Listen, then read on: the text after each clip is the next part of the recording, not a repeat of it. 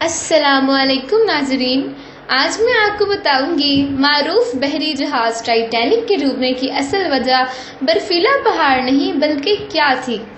اسلام آباد monitoring desk یاوش بخیر کے ایک معروف ترین جہاز ٹائٹینک جو روایات کے مطابق ایک برفیلے تودے سے ٹکرا کر پاش ہو گیا تھا۔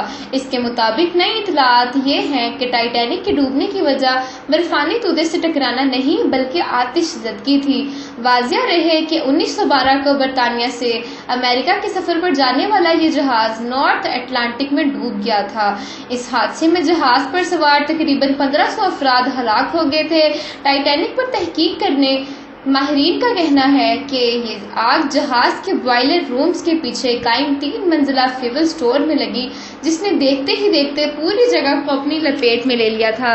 جہاز کے عملے نے اس آگ پر قابو پانے کی بھرپور کوشش کی، تاہم وہ اس میں ناکام رہے۔ ماہرین کا کہنا ہے کہ ٹائٹینک جہاز میں لگنے والی آگ کی تپش 1000 سینٹی گریڈ تک پہنچ گئی تھی، جس سے عملے کو اس بجھانے میں شدید مشکلات پیش آئیں۔ بعد ازاں جب یہی آتش زدگی کا شکار ہونے والا یہی حصہ جب برفانی تودے سے ٹکرایا تو کمزور ہونے کی وجہ سے فوراً ٹوٹ گیا اور یوں پانی جہاز کے اندر داخل ہونا شروع ہو گیا۔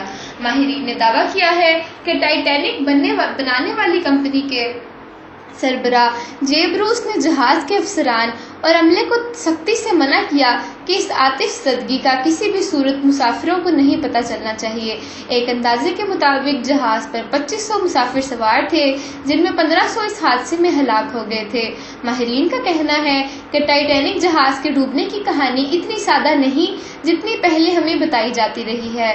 ماہرین کے مطابق جہاز ڈوبنے کی اصل وجہ چھپا کر بہت بڑی غفلت کا مظاہرہ کیا ہے، جس پر دوبارہ تحقیق کی جانی چاہیے۔